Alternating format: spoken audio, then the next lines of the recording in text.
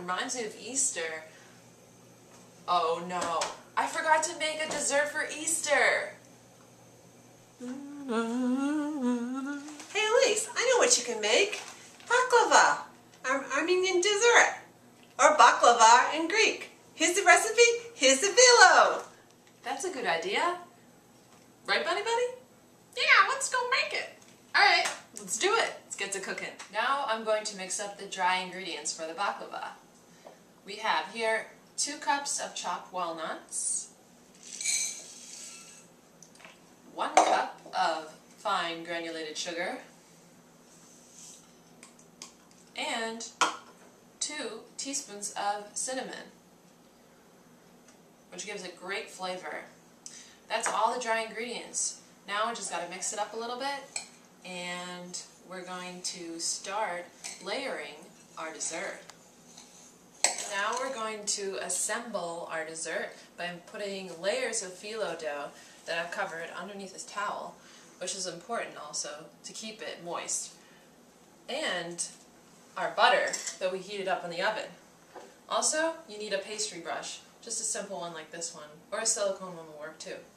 So, first layer doesn't require any butter on the pan, but from that point on, we're going to have to butter every single layer, but it's actually kind of like very therapeutic, like just paint abstractly, dab on the butter,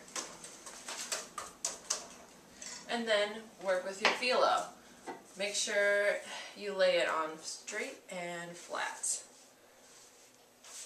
Now each of your phyllos are going to be 1 pound each, and in the middle we'll put our filling, and then before we finish, we'll cut it up and we'll head in the oven. So this process does take a bit of time, but I think I'm going to speed it up.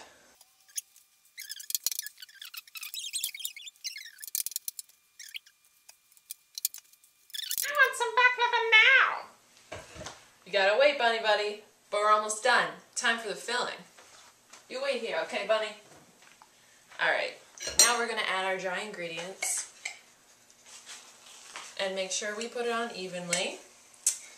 And we can just smooth it out with the spoon. This is one of my favorite desserts. I remember my first time making it with my mom, and she showed me how to do the phyllo dough, and my job was always to do the painting of the butter while she did the layering of the phyllo dough. But this time, I'm making it all by myself. Wow, that looks good.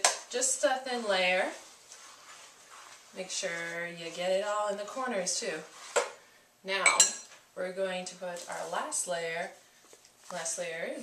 of our phyllo dough. And we're going to actually start on the 2nd pound of phyllo. And we're going to add the butter. Makes it extra crispy and delicious and great for any time of year.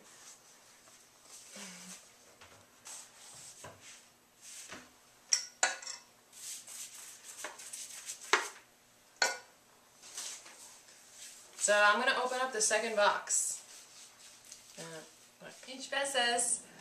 I just finished putting almost the whole entire pound of phyllo dough, except the last sheet of phyllo, where I'm going to put on right now. And the most important part is not to butter this last sheet, because this is the time where you cut, actually, the phyllo.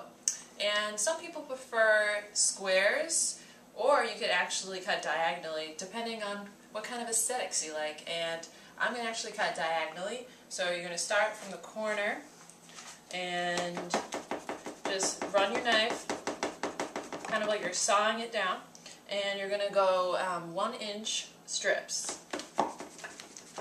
And just keep your knife running, and then we're going to go the opposite direction so it's staggered, and the phyllo dough and the baklava will come out so pretty that it's almost so picture perfect. You want to be able to eat it, but It will be delicious, and trust me, you're not going to want to miss this. So I'm just going to keep running my knife through. Now I'm going to put the baklava into the oven, 325, uncovered for 1 hour or until it's golden brown on the top. And you definitely want to look and check it every half hour.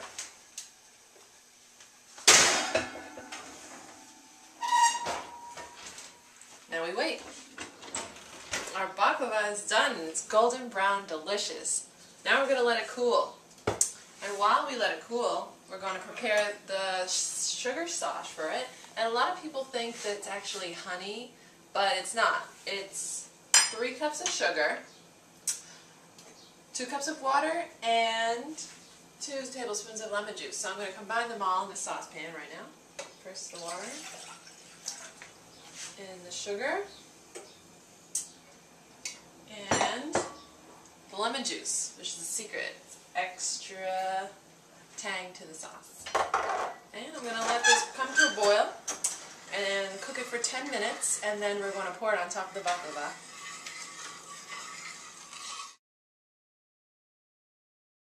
Great.